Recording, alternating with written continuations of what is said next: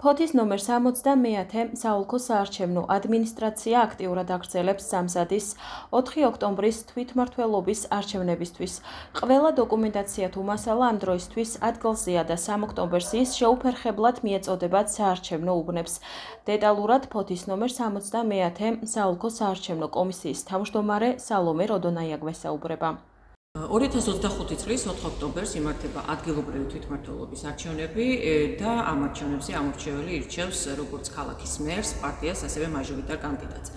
იმის გათვალისწინებით, რომ ფოთი არის თვითმმართველი ქალაქი, ჩვენთან ყველა უბანზე იქნება გამოყენებული სწორედ ის ელექტრონული ტექნოლოგიები, რომელსაც თქვენ ახლა აქ ხედავთ, ამ ძირითად საწყობში ეს არის ვერიფიკაციისა და ხმისმთვლელი აპარატები და რაც შეეხება აი ამ სასაწყობი ფართს, სადაც არის მოთავსებული ეს აპარატები და არა მარტო ეს აპარატები, აქ არის ყველა ის მნიშვნელოვანი დოკუმენტაცია, რომელიც სჭირდება უბანს იმისათვის, რომ არჩევნების დღეს წარმართოს თავისი საქმიანობა, დაცული არის, უსაფრთხოების ზომები მიღებულია, თქვენ ხედავთ, რომ აქ არის კამერები, ასევე არის დაცვის პოლიცია 24 საათის განმავლობაში და სწორედ აი ამ სასაწყობე ფართიდან ხდება ყველა ინვენტარისა და ასე ვთქვათ ტექნოლოგიის გაცემა საარჩევნო უბნებისათვის, რა თქმა უნდა, გრაფიკის შესაბამისად.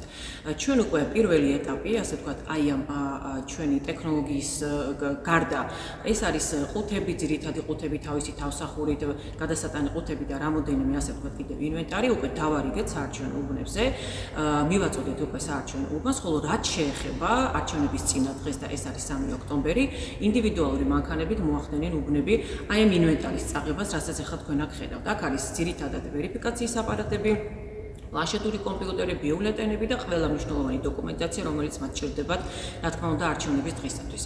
რაც შეეხება გადასატან ყუთს, არ შეიძლება რომ არ შევეხო ამას, თქვენ მოგეხსენებათ, რომ გადასატანი ყუთის ამორჩევლები არიან ის ადამიანები, ვისაც არჩევნების დღეს არ შეუძლიათ გამოცხადდნენ საარჩევნო უბანზე, იმის გათვალისწინებით, რომ მათ ჯანმრთელობის პრობლემები აქვს. შესაბამისად, მათთან მიდის საარჩევნო უბნიდან სპეციალური კომისიის წევრები, რომლებსაც მიაქვთ სია, ეს არ არის აპარატი, ვინაიდან ეს აპარატები ვერ მივა მათთან სახლში, ეს არის სპეციალური სამაგიდე სიები და ყველა წესის დაცვით ხდება ამ გადასატანი ყუთის ამორჩევლებისათვის ყველა იმ სერვისის შეთავაზება, რითაც მათ შეუძლიათ განახორციელონ თავიანთი პროცედურა. ბოლო არჩევნების განმავლობაში რამოდენიმე არჩევნებია, ასევე დაგვემატა გადასატან ყუთთან დაკავშირებით მარკირების სითხეები და რაც შეეხება ბიულეტენის შევსების წესს, ეს არის ძალიან მნიშვნელოვანი, რომ ეს იცოდეს ამორჩეველმა.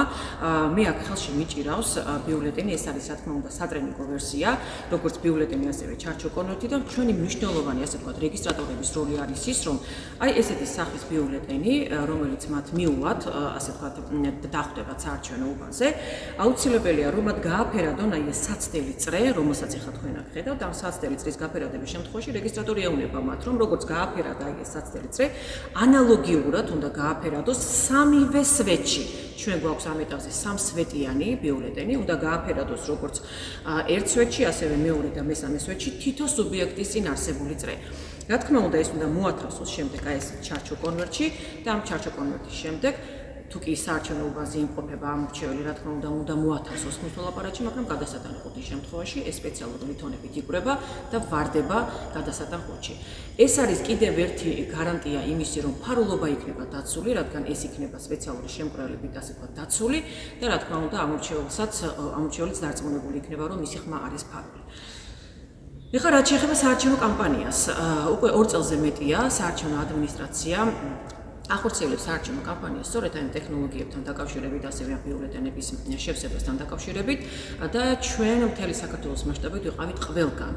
ყველა კერძო სექტორში, იუსტიციის სახლებში, ბაზრობებზე, მეტროსადგურებში და სწორედ ვახდენდით აი ამ ჩვენი აპარატების პოპულარიზაციას.